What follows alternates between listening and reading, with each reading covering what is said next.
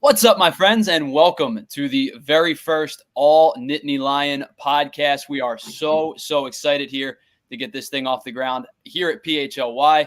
My name's Tyler Zulli. No one cares because the two guys next to me are the two guys that you are here to see.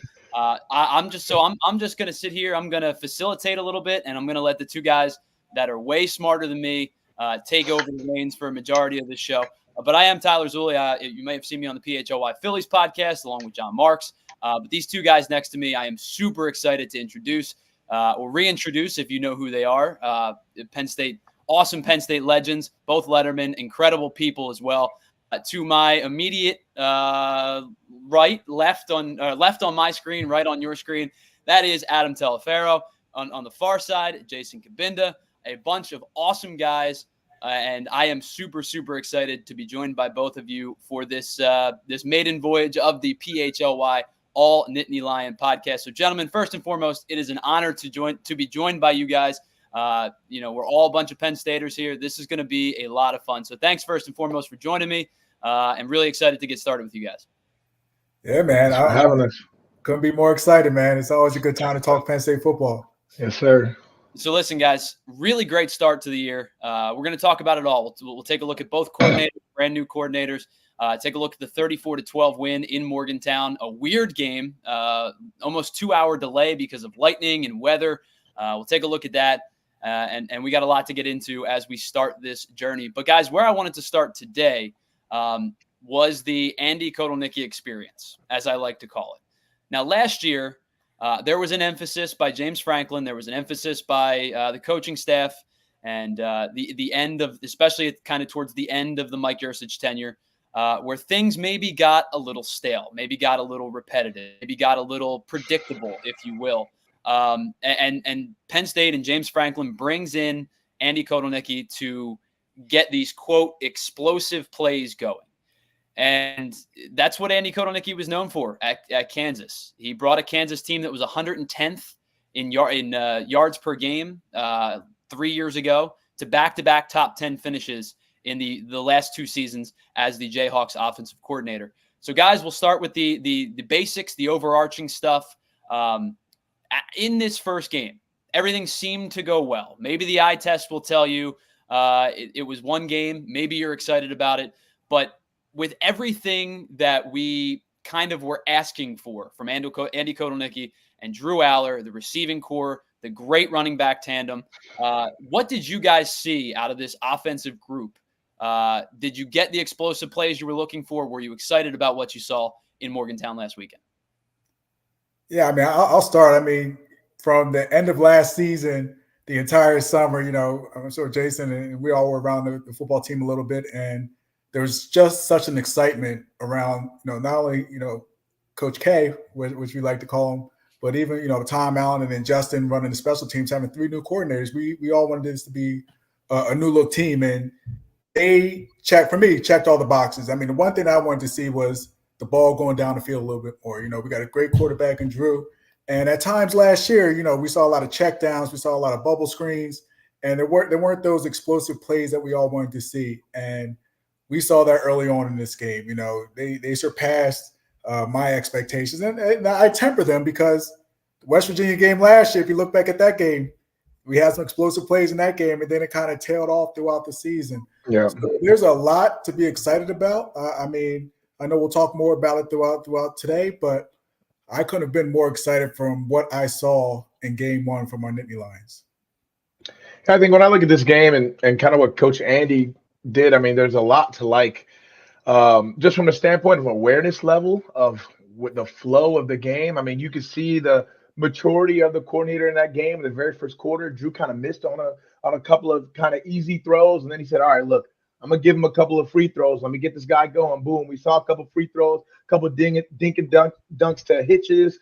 for some yak yardage, and then boom, he hit Harrison Wallace over the seam, 50-yard touchdown. So, things of that nature, I felt like those kinds of elements were really missing in last year's offense. And then when I look at the offense as a whole, throughout this game, you saw multiple personnel packages. You saw all kinds of formations. You saw shifts, a lot of pre-snap motion. You saw wide receivers out, bunch trips super wide. You saw condensed set 2x2s.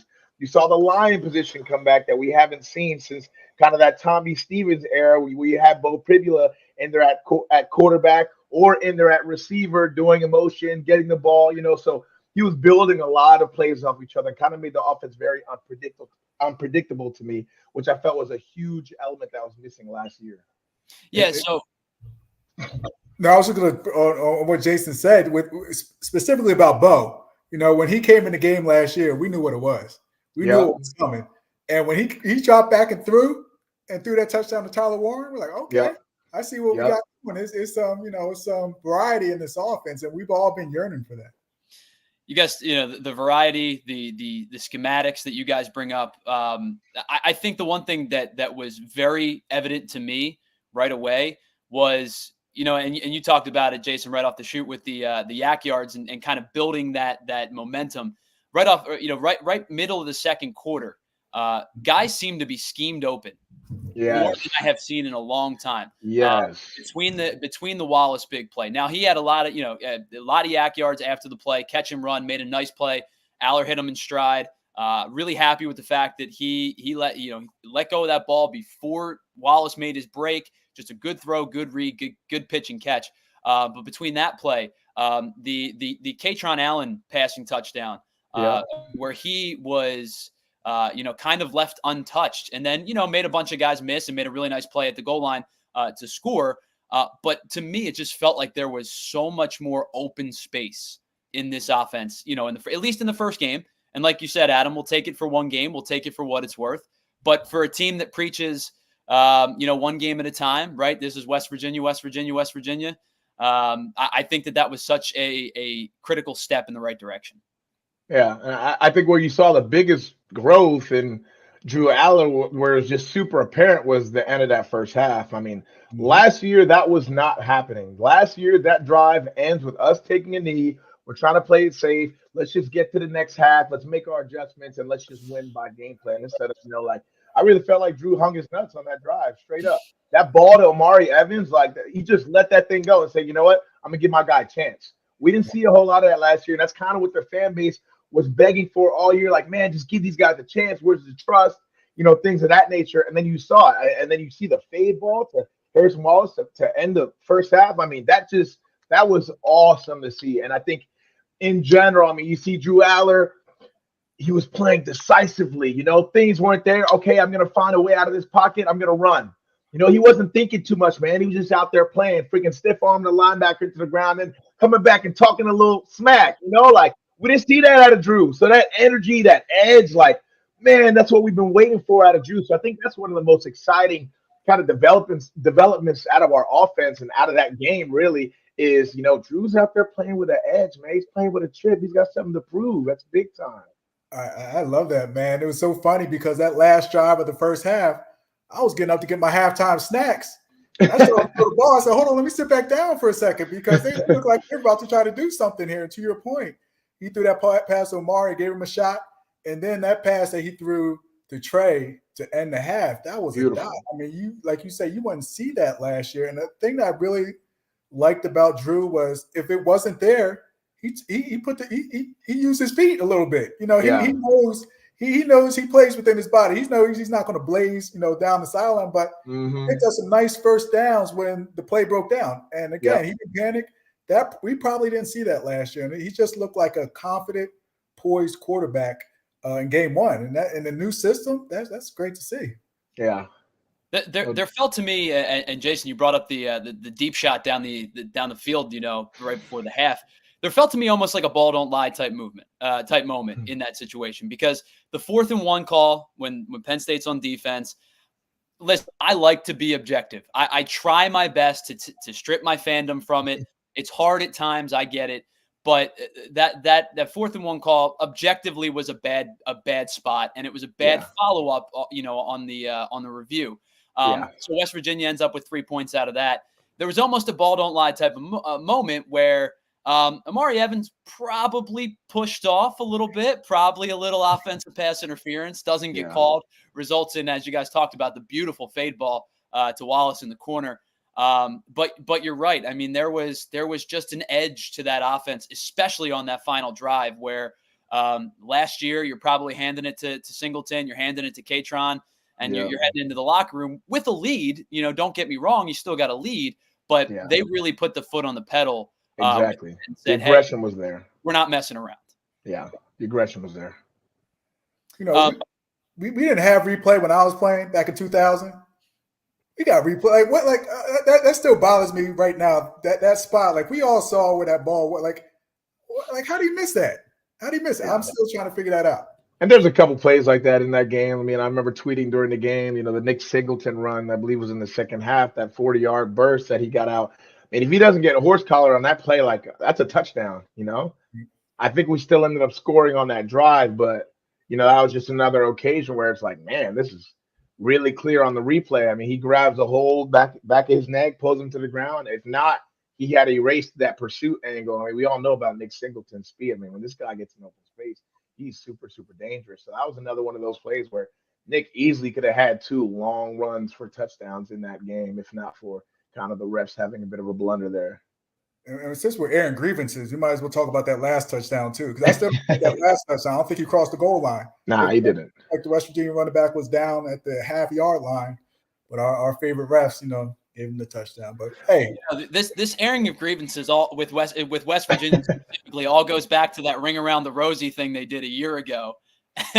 I think that's where this all starts. Where I can, and then James Franklin goes, you know what? Nah, we're not playing this game. We're going down the field and scoring. But that's kind of one of the things I loved about seeing in this game is we saw an immense amount of maturity out of this Penn State team. Yeah. Whether it was dealing with the lightning delay and not, being out there for 2.5, 3 hours, coming right back out, offense comes out, touchdown. Like, nah, the pressure's still right here. We didn't fall asleep. And then dealing with all the grievances with the referees, there was no sign of head down. Oh, this is BS. Woe is me. Like, no, it was just next play. Let's go. Next play. Let's go. Every single time. So I just really love the way Coach had these guys ready. They were mature about the way the game was going. They just stayed very even keeled. It wasn't a roller coaster of emotions for them. They just next snap. And that's how you got to be, man.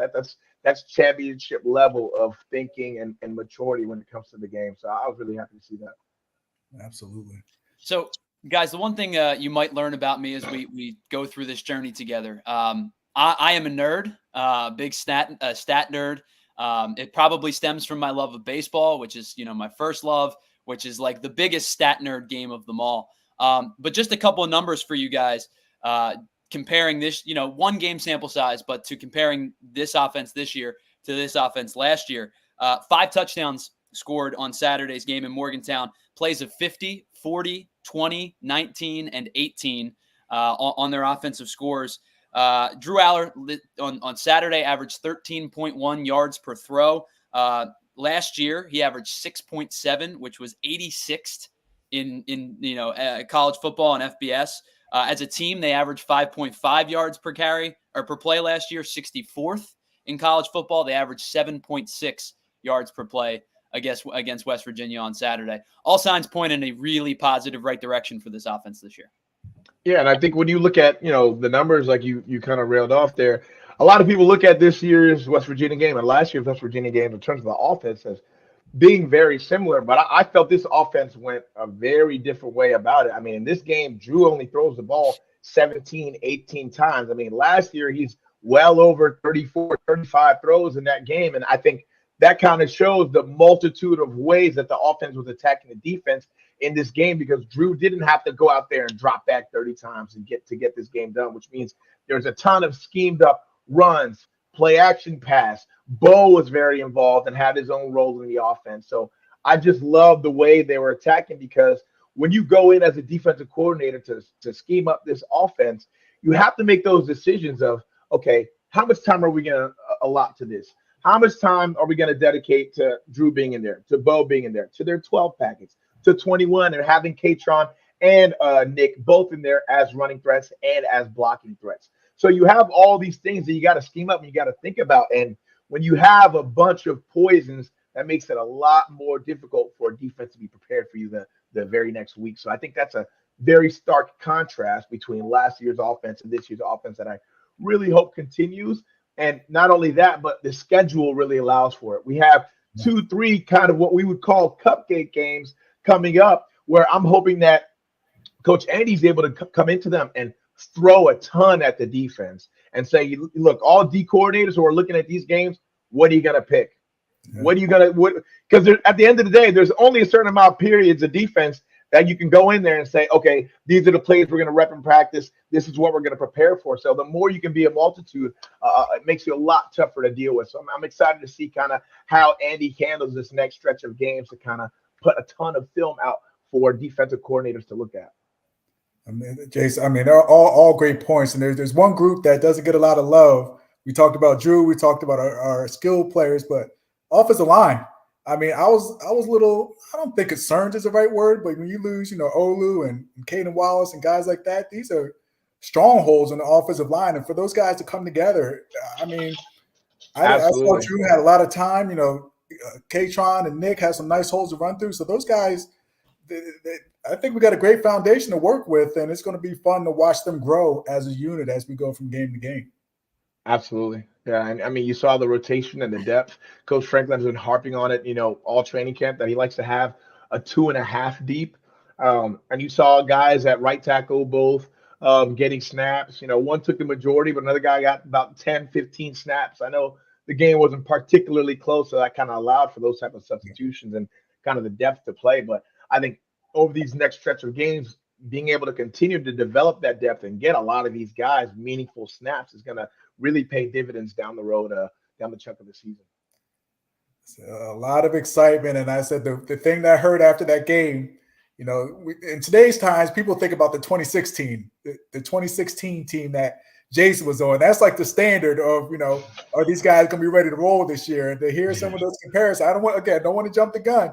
I know I had a kid in that team, and maybe we can talk about that later on. But, some of the comparisons and contrasts we saw from the last, what I would call great team that Penn State had, with these guys. So just, overall, a lot of excitement and looking forward to what the season has in order for us. Yeah, it's an interesting point you bring up too with I'm not going to say I believe that Penn State is a definitively better team than West Virginia is and was on Saturday. But I'm curious to your guys' point before we move on. When you play a West Virginia or, Jason, when you talk about the 2016 team, when you guys play Pitt at the beginning of the year, what does that set you guys up for? Instead of, no disrespect to Bowling Greens and the Villanovas and the Delawares, like great programs, D1 programs, right? No disrespect. Yeah. But what does it set you up for when you play a non-conference opponent that isn't that, tune-up game type of? Yeah. I think it just introduces you to different styles of football, which is important. And especially in a year like this year where our conference is, allowing for other teams that came from, Pac-12, Big 12, you got UCLA, Washington, USC. So these are different styles of offenses and defenses that we kind of haven't seen. I think that's going to be important to see all those different types of looks. And I think with weeks like, this Bowling Green, Kent State coming up, games like that, one thing coaches love to do, I know Coach Franklin all the time says, 1-0 this week, 1-0 this week. We're only focused on, whoever. We're only focused on Bowling Green. We're only focused on Bowling Green. But during these types of weeks, the coaches will carve out certain periods where they're just throwing different looks out at the defense, throwing different looks out of the offense. And really, they're looks of USC, of UCLA. Now, you're not letting the players know that those are the looks that they're seeing, but this is different ways that the coaches try to prepare the players ahead of time while still having them focus. They're going to say, hey, you know what? We got a couple bonus periods. We got a little bit of time that we can spare because, we feel that we're a considerably better team than this team we got coming in. Let's just sprinkle in some looks so that these guys can kind of see what's what's going to be coming down the road. And that's kind of the ways that the coaches sprinkle in those different looks and maybe things that we're not normally familiar with that we see in the Big Ten very often, and kind of get them familiarized with seeing all those kinds of things. So, yeah. And I'll take it back to 2000. My freshman year up there, we played USC our first game. And USC, they had Carson Palmer was playing quarterback at Troy Polamalu. So we knew that was they beat us. And we're like, all right. They beat, Troy, Carson, they beat us. The next week we had Toledo at home. I remember that week of practice, like, all right, well, we got like a breather. We got Toledo coming in. We're good. Toledo beat us at home, 24-6. Damn. Toledo, crazy, right? And that was my learn. Like, that was my lesson, man. Knowing like it doesn't. I didn't even know who Toledo's mascot was, and they came in, beat us in Beaver Stadium, man. That's crazy. That's such an eye opener because as they say, any given Sunday, Jason, but any given Saturday, these guys. This is, for a kid that's playing at a smaller school, being able to play in Beaver Stadium, like you're going all out. You're trying to make their Super Bowl. It's their Super Bowl. Yeah. You got to be ready to ball at all times because you can get clipped. I mean, you saw what happened with Florida State and Boston College. I mean, not to say that Boston College is a smaller school, but but I don't think anybody just walked into that game thinking like, okay, Boston College is going to walk over Florida State. I mean, absolutely. Yeah. So. Well, guys, I think it's a telling sign as to why big schools don't book Appalachian State anymore. It had a run, man. It felt like, I mean, App State growing up, like in my teenage years, it felt like once a year they were upsetting somebody. I mean, it was kind of like their signature thing that, all right, we're going to ruin somebody's season. And when you're at a school like that, like, why not have that be the mindset, like, you're not going to play that level of opponent at all again for the rest of the year. Like, this is the time to send a message like, hey, we're coming up.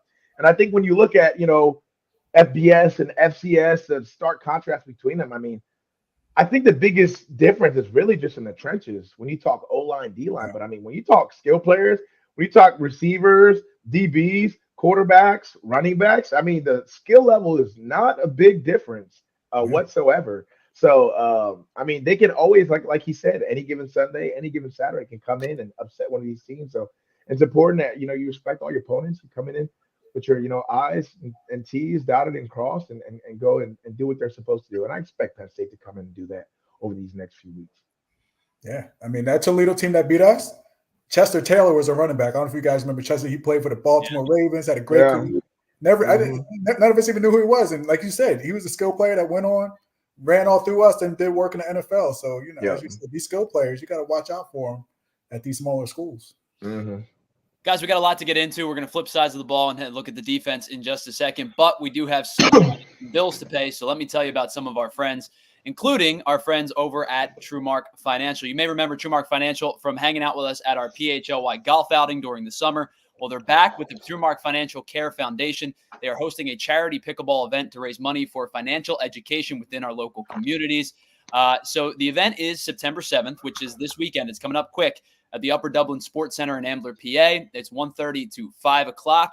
And if you want to play, it's just $50. It will benefit the charity, and you'll get a swag bag from both TrueMark and us here at PHLY.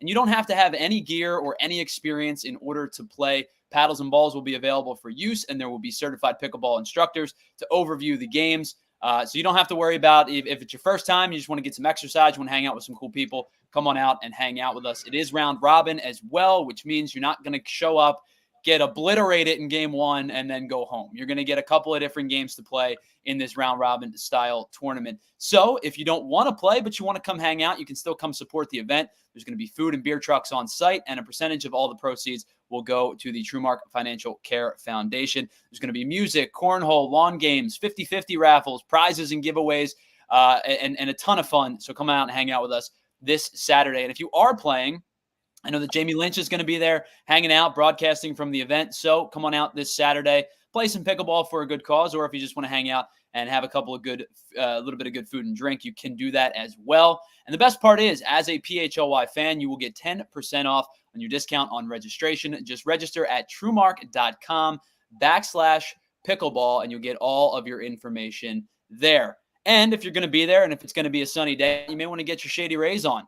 I know the summer season is coming to an end, but that doesn't mean that the sun's not out. And if you're like me, you got to wear your sunglasses all the time, inside, at night, it doesn't matter. If you're somebody like me who gets headaches easily because of sunlight and, light refracting off the cars, Shady Rays are the best way to go because they are the premium polarized shades that won't break the bank. They're an independent sunglass company that offer a world-class product that's rated 5 stars by over 300,000 people, including myself and a bunch of us here at PHLY. They've got durable frames and crystal clear optics, which make it the best choice for any outdoor activity, such as playing pickleball this weekend in Ambler. Hundreds of options to choose from, so you're bound to find the pair that matches your style. They might even have a style in your favorite team's colors. Let's see if we can find any Penn State blue and white. I'll take a look at the website after the show today.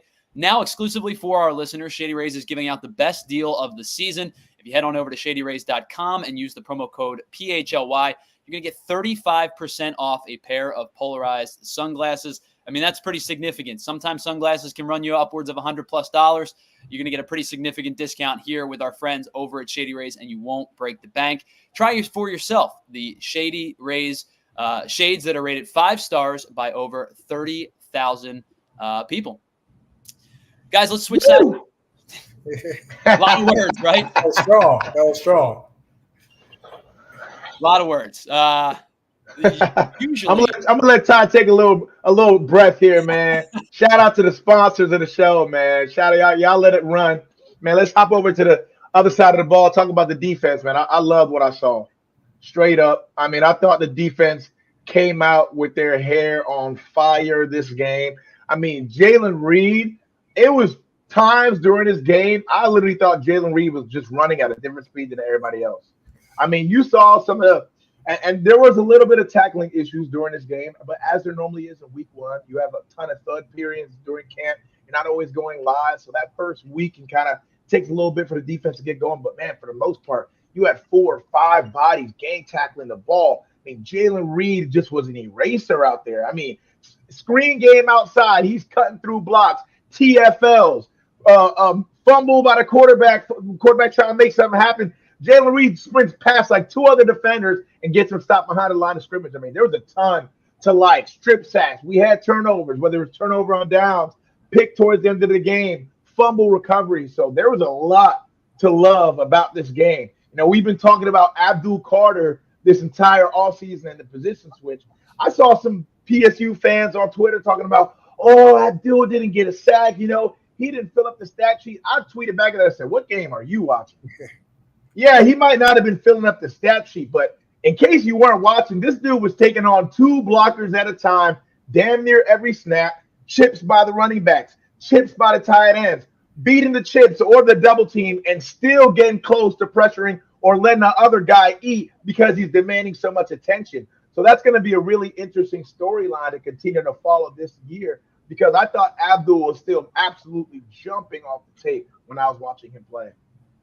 Preach, Jason, preach. Like that's brought a smile to my face, man, just because coming in West Virginia, you know, there were some talks, you know, I think they had the 3rd best rushing attack in college football last year. Yep. Penn State held them to 85 yards. Yeah, 85. 85 yards. I mean, that stat alone tells you what was going on out there. But I agree with you wholeheartedly. The first half, I'm watching Jalen Reed just all over the field. I'm like, do we have more than one number 1 playing defense? Because then I see him running off the field. I thought he got injured for a second. Then he's back making plays in no time. So I was just so, you know, and as a secondary guy, I thought, you know, we had a couple new corners, you know, guys that transferred in that just fit in perfectly, man. It was a game to watch. They stepped up from Harris to Cam Miller, KJ Winston. Let me not forget, he won Big Ten Defensive Player of the Week. I think he had 11 or 12 tackles in this game, so he's all over the place.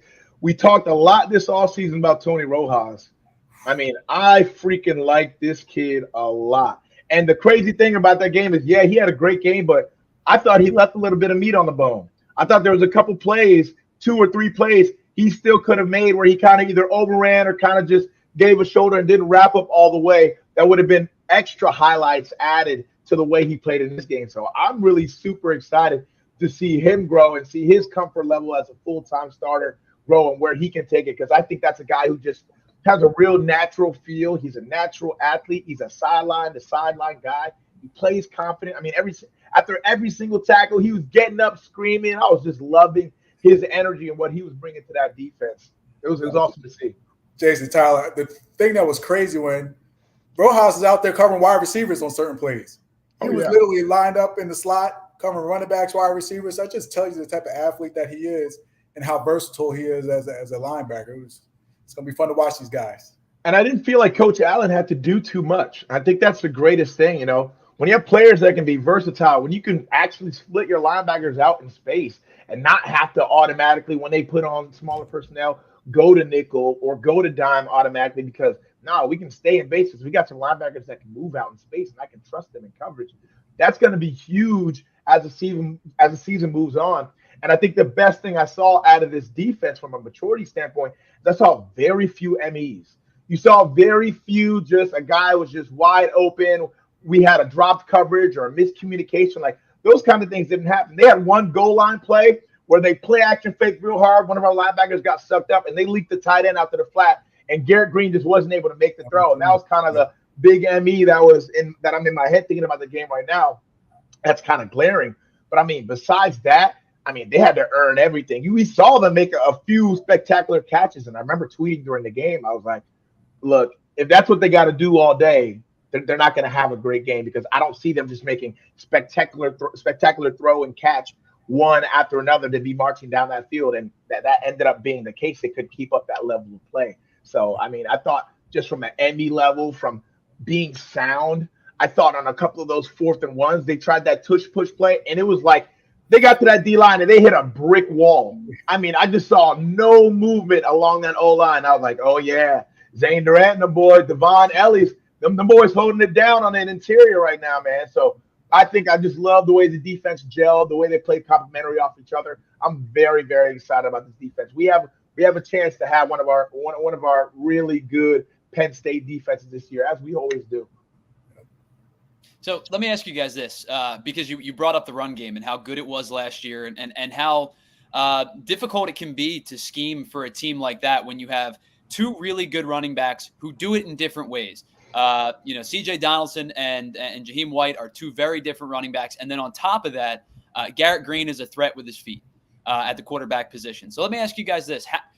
How do you prep for a team with a multitude of running weapons? Because, coming up in later in the season, to me, when you talk about the great running back tandems in college football, obviously Penn State's up there with Nick Singleton and Kaytron Allen. But to me, maybe the best one in college football this year is Travion Henderson and Quinshon Judkins. Just an unbelievable duo. Judkins comes over from Ole Miss and it's just adding riches to riches. How do you scheme for a team that has that many weapons in the run game? Yeah, I'm going back in my days, it was all about assignment football. Everyone's got to play their lanes. Everyone's got to, I know it sounds simple, but everyone's got to do your job. You can't be out there trying to do too much, taking bad angles, trying to make plays on other sides of the field without staying in your lane. So I think the biggest thing, and we saw it this past Saturday, is that guys played to their assignments, and all the, and stay away from penalties. The penalties that happened this past week, and I would call penalties of aggression. There was a couple jumps offside. Abdul had one hit out of bounds, but outside of that, they played a lot of clean football, which was great to see. In the first week, most at times you see a lot of penalties. I don't think there was a whole bunch of penalties, but they just played great assignment football. And I'll go to my brother Jason because he played, linebacker. He played it, he did it, and I would love to hear your thoughts, man, because it was as we get to the Ohio States of the world, it's going to be really important to be able to hold down that defensive side of the ball as we go forward. Yeah, no doubt about it. I think, when it comes to stopping them and things that nature, I think a lot of it is about kind of picking your poison for one, and then number two, doing your best to make the offense one-dimensional. Like when you look at this West Virginia rushing attack, it was very apparent that our main concern this week was we need to stop the run.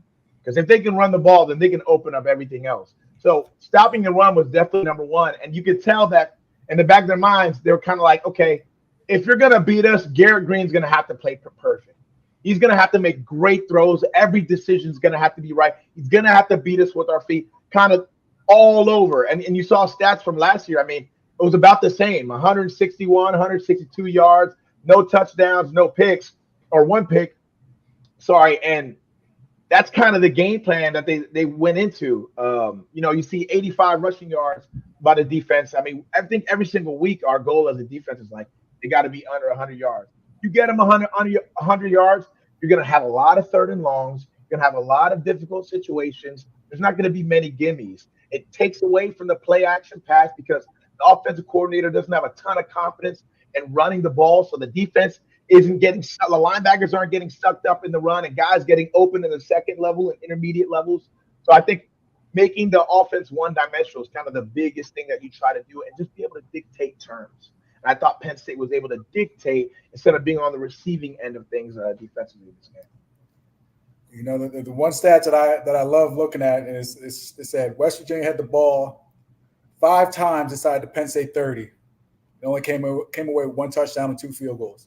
Now, as I said earlier, that touchdown, I'm still not exactly sure that was a touchdown. But, you know, as a defense, if you can hold these guys to field goals, that's a win right there. And Huge. And I think you saw the defense get put in a lot of tough situations. I mean, that sudden change where they got the ball inside of the 28, and then you freaking bow up and then say, you know what? Hey, offense, we got your back. We got to get this ball right back. And they got the ball right back. I mean, those type of momentum swings are huge, man. When you can send the defense out there and have full confidence regardless of what situation they're in. You don't got guys moping and pouting saying, oh, you know, the offense is effing up. The offense is, you know, they fumbling or whatever the case is. It's like, no, it's our time. We're going to go out there. We're going to do our job. We're going to get that ball right back to you. Hey, Drew, just give me 5 minutes, you know? And that was the vibe that I saw on that sideline and the confidence really that I saw in that defense. And, man, I'm just really, really looking forward to seeing them grow this year. I'm curious your guys' thoughts. You know, Adam, you brought it. You know, obviously, well documented linebacker, right? But to me, one of the things I've really enjoyed over the last maybe 7 or 8 years specifically is the fact that this team has done an unbelievable job of, you know, rotating and having depth at within the front 4 between the defensive end, the edge rushers, and the big guys in the middle, the defensive tackles. I imagine it's very difficult when you're sending a guy or two to the league basically every year, and then on top of that, you're graduating depth and guys are transferring in and out and things like that. But you know, you Jason, you brought up Durant earlier in the show. And Dennis Sutton is getting his real first crack as a every down edge rusher. This program has done a really, really nice job of cycling and graduating and maturing and making, you know, professional players and really good college players within the front 4. I mean, from my angle, you know, I didn't have the honor and privilege of playing under Coach Franklin.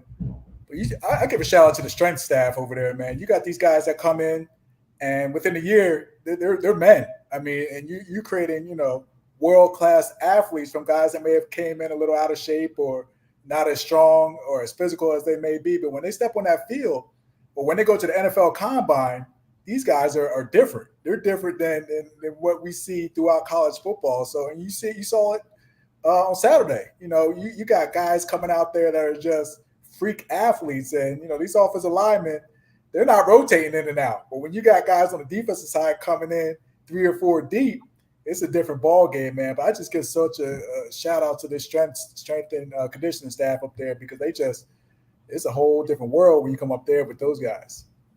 Yep. I mean, we're talking the Penn State defense here, man. It's revamped and reloaded, next man up. Like, that's the mindset when it comes to Penn State defense. Like, we know there's a standard of how Penn State defense plays from an effort standpoint, from intensity level, from an execution standpoint. So I just think that, you know, every D coordinator, whether it's Manny Diaz, whether it's Coach Allen, whether it's back when Brett Pry was there, I think they do a really, really good job of stressing the importance of the culture and what it means. And then when you look at, you know, being able to move a guy like Abdul to DN, which really speaks to the development of guys like Tony Rojas and kind of how we feel about our linebacker unit with Kobe King manning it down in the middle and Dom DeLuca on the outside, a guy who now has had a lot of experience. You move Abdul out to the edge, and then you got Devon Ellis and Zane Durant, who I came in and watched. I came into Penn State and watched training camp for a week straight to check out how these guys are doing. I mean, I'm watching this D-line be disruptive, just living in the backfield. And we talk about Coach Franklin and having the 2.5 deep. It's going to be tough for O-line to deal with you all day, because at the end of the day, on most college football teams, there's really only 5, 6, 7 guys who are playing and rotating on the offensive line. When you can be rotating 9, 10 guys on a D-line throughout a game and keeping these guys fresh with pursuit, hair on fire, running to the ball, I mean, it's going to be really, really tough to deal with these guys. And then you have a guy on the outside like Abdul Carter, who's going to be an absolute problem to deal with. You got Danny Dan Sutton, who's been spending the last 2 years going against guys like Olu Fashanu and Caden Wallace, who are now in the league. These guys are ready to step up and make their plays, man. So I'm really excited about this D-line. I think they're going to do a really good job. I think they got a chip on their shoulder. I think a lot of them kind of know how good they are, but don't really feel like they're being talked about enough. And that's a great chip to have on your shoulder. And we're going to see that in the games and in the way that they're playing. And I love the fact, in today's times with the transfer portal and all that stuff, like, these are guys that want to be here. A lot of these guys could have gone on, transferred to other places, have probably been full-time starters, but they see something special here, and they chose to stay, on both sides of the ball. So I think just from that mindset, this team has the opportunity to do something special, because these are guys that want to do it at Penn State and want to be a part of this team. Absolutely. A lot still to get into. We're going to talk about what it's like to kind of stay fresh in a weather delay. It was a crazy day in Morgantown on Saturday. Kind of take a look at the Big Ten before we put a bow on this thing and start to preview the Bowling Green game for next week. But before we do that, one final time, got to tell you about some more of our friends here over at PHLY. And our next friend and sponsor is our friends over at Rite Aid. It is fall time, guys. And yes, the weather's getting a little bit cooler, but with the cooler weather and the fall air, that brings fall allergies as well, which can last all the way up until November. I've been saying this for a couple weeks now. My wife, who is an animal lover through and through, rescued a cat from a bush outside of our apartment complex a couple of weeks ago. And as much as I love this cat, she is adorable, energetic, and fun. She also is a massive allergy problem for me. So I have to head on over to our friends over at Rite Aid to get some relief from the pet dander and fur that she just decides that she's going to shed like crazy. But it can also be dust mites and plants, sagebrush, tumbleweed, all that kind of stuff that's outside affecting you on a daily basis. So what can you do to get some relief during the allergy season? Well, of course, you want to sign up for Rite Aid Rewards get them at your email and go to riteaid.com/rewards to receive pollen alerts in your area. If you're inside, use a dehumidifier to get some of that humid air out. You want to check pollen counts. If you're struggling, keep your windows closed and instead use an air conditioner. I know it's a little bit different when it's getting cooler, but if it helps you with your allergies, then it's better in the long run. And if you're out gardening or you're outside for an extended period of time, you need to use a protective mask to keep the allergens out of your face and out of your eyes. That helps as well. But if you're still not getting enough relief with those things, ask a Rite Aid pharmacist if a different type of allergy medication, like perhaps a decongestant, might be necessary. And of course, Rite Aid pharmacists are always available for help and recommendations on ways to get relief during allergy season. So head on over to Rite Aid if you are struggling with your allergies. Also, it's a really good time. Allergies stink. This does not. To get in with our friends at and become a PHLY diehard today. You get all the greatest and latest content, including this brand new All Nittany Lion podcast with our friends Adam and Jason and myself. We're having a bunch of fun today, and we'll be here with you every Tuesday for throughout the Penn State season. Of course, you can get in on the Phillies, Eagles, Flyers content, and some of it is locked content just for our diehards. You'll get some of the great writers in Philadelphia sports scene, like Charlie O'Connor with the Flyers. You'll get content from Jim Salisbury with the Phillies, the Eagles, Zach Berman and Bo Wolf. Tremendous work. And, of course, Fran Duffy, Les Bowen, Kyle Neubeck with the Sixers. So many great writers to get involved with. And you're going to get some discounts and early access to our events, including an event this Friday, September 6th at 7 p.m., as the Eagles and Packers kick off in Brazil.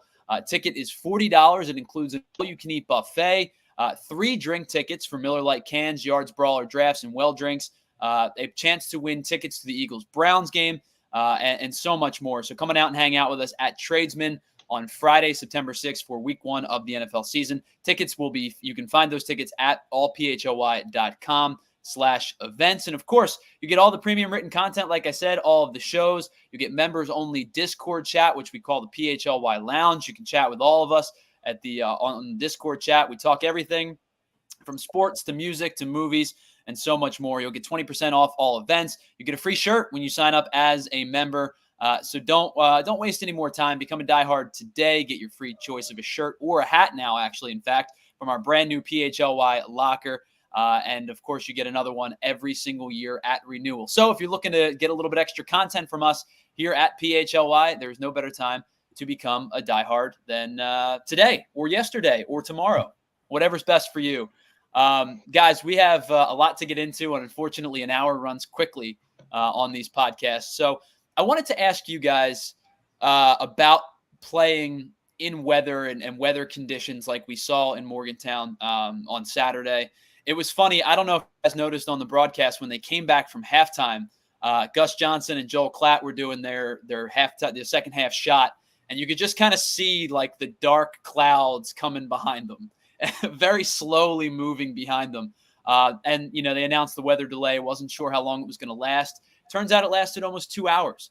So, guys, when you have a situation like that, because it's weird when football has weather delays, you play in everything, the snow, the rain, the wind.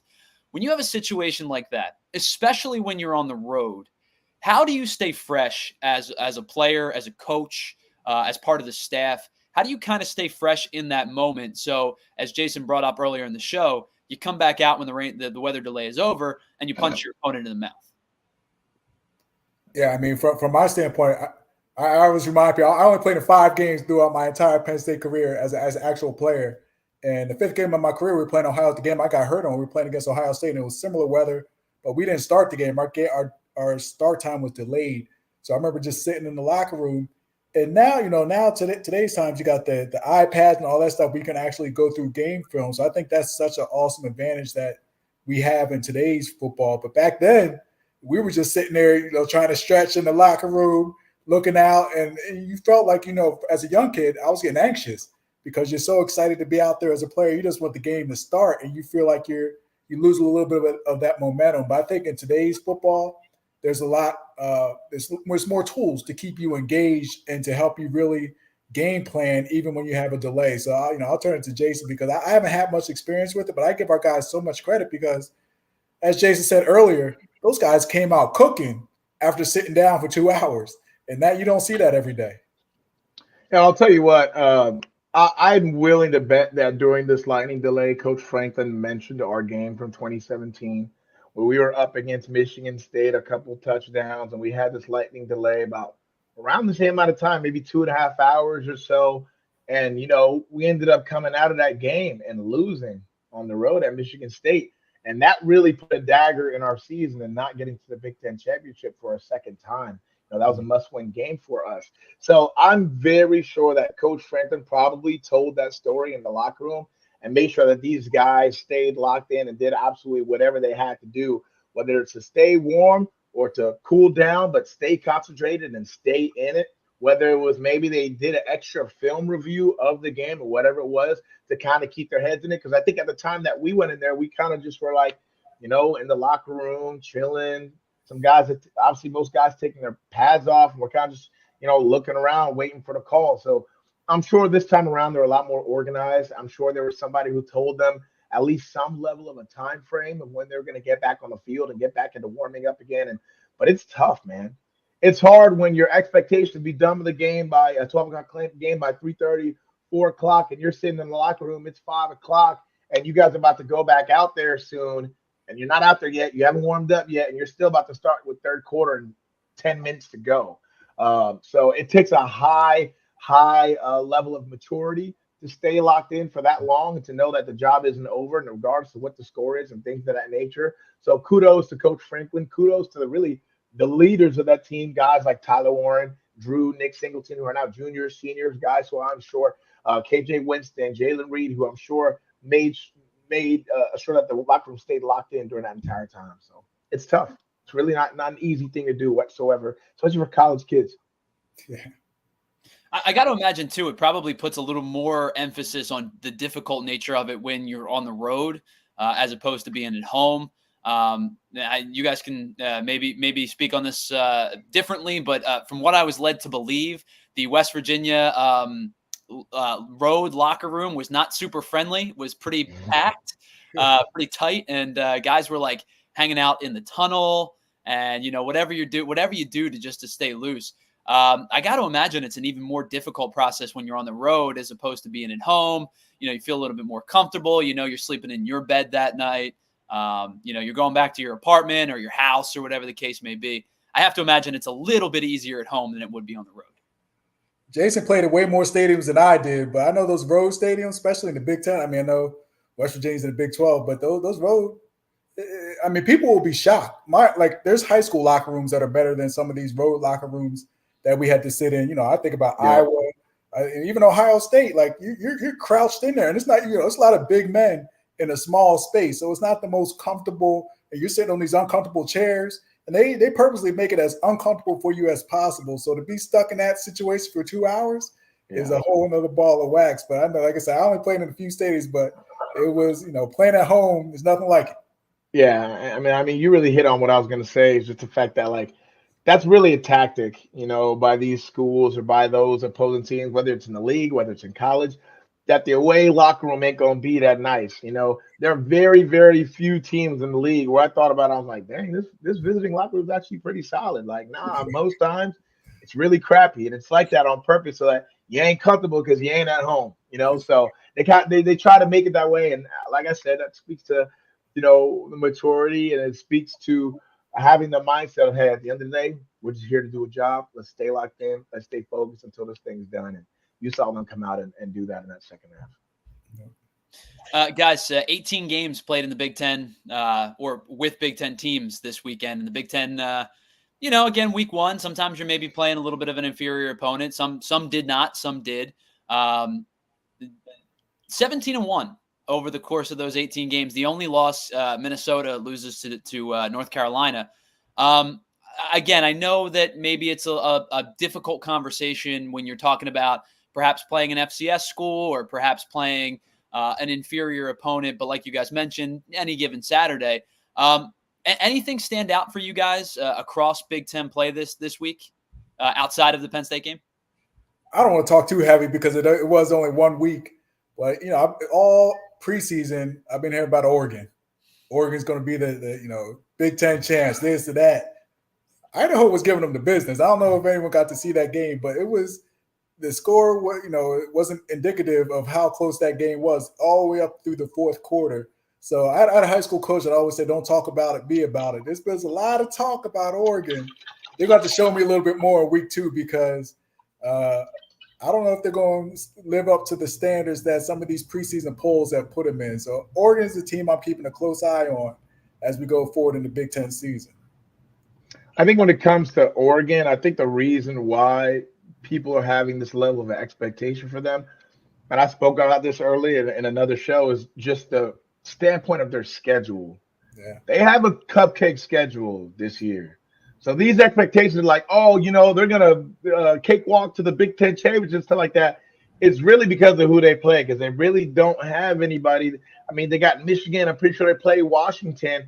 Those are like their biggest games. And we know Michigan isn't really supposed to be super great this year. They lost a ton of players after their national championship year. So we don't really know who Michigan is going to be this year at all. I think when we think about the Big Ten and the schedule, I look more about this coming week because there are some pretty good games. I mean, you got Texas against Michigan. You got Nebraska's playing Colorado. Yeah. And I mean, I really like this Colorado team. I like Nebraska too. I think there's someone making a turnaround. I think anytime you have the level of quarterback that Nebraska has, even though he's a young guy, when you have that type of quarterback, that's always going to give you a chance in college football, no matter what. The fact that his play style, I know this is super early to say, I know that the fact that his play style emulates a little bit of Patrick Mahomes. Yeah. I know we don't like to compare nobody to him, but they got the same throwing coach. They work out with the same coach together. A lot of his mannerisms, when I've seen the practice tape, when I've seen the game film of how he is pre-snap, the way the leg goes up before that snap hits his hands, it's very Patrick Mahomes-esque, the throwing motion, all of that. So I think there's some interesting games this week that'll determine a lot and kind of determine, okay, what level is the Big Ten going to play at this year? And Jason, you know he's wearing 15 for a reason. Oh yeah, I forgot to mention it. He's in that 1-5, baby. He's in that 1-5. So you can tell who his idol is, who he tries to play like. Ton of arm angles. We know Patty Mahomes on that sidearm. We saw a couple of those throws in that game. So I'm excited about this Dylan Raiola kid from Nebraska. I think he's going to be quite the player. Yeah. So I have to tell you guys. So my father-in-law, born and raised in Oregon, is a diehard Oregon fan. So my in-laws came over for dinner on Saturday night, and he likes to poke the bear a little bit with me if Penn State loses, or he knows I'm a big Eagles fan, so he pokes the bear with the Eagles games. So he showed up, and I said, I played dumb. I said, "Hey, what happened? I saw it was close. What happened with Idaho? Was it a good game?" He was none too thrilled. We'll see. As much as I talked about Oregon, I said every team has one of those games throughout the season where they just got to get a win. And Oregon came out. They struggled, but they got the win. So it still says a lot about them, and they live to fight another day. But I love with this 12-team playoff. It's one loss won't kill you, but it's going to be exciting to see how the rest of the season plays out. Well, really quickly, and we're running out of time, unfortunately. You guys bring up the scheduling and how it's a little imbalanced this year. You're not playing the same teams you would because conferences have expanded. And I said this the other day. I truly do feel terrible for Washington State and Oregon State, just because they're just like teams without a home right now, and that feels really unfortunate. But because of the unbalanced schedule, talk about a favorable schedule. I think Penn State has a fairly favorable schedule this year as well. They go to the West Coast once. Washington comes to Beaver Stadium. Yes, if you're playing Ohio State, but you're not playing Michigan. Do you guys feel comfortable? Again, week one, we put it into perspective. You got through your first test. Do you guys feel comfortable perhaps speaking a potentially strong season into existence, knowing what the schedule lies ahead? And since the year 2000, when I got there, every preseason I predicted Penn State to go undefeated. So I'm not going to change that right now. But no, honestly, this schedule and the way that it plays out, I think our next test is going. Again, I don't want to jinx anything, but I don't think our next test until we go out to USC and play the Trojans. But you get through that. You got Ohio State at home. There's a lot to be excited about. I truly think they're going to be competitive in every single game, and there's no reason to think that they can't win any game they have on the schedule this year. Yeah, I'd agree with that wholeheartedly. Your toughest games, in my opinion, are going to be Washington and Ohio State. You could argue SC. We saw the way they looked against LSU this past week, but being able to have those two games at home is definitely going to be huge because we know just how big a home field advantage we have when we're playing at Beaver. And then, the initial stretch playing Illinois, UCLA, you're finishing with games like Maryland and who is it? I think it's Minnesota and Purdue. Games that are always for us year in and year out should win games. So I think if we could get past our couple tests this year, we're looking at a possibility of us being in the Big Ten championship, and I think without a doubt should be in the college football playoff. Yes, sir.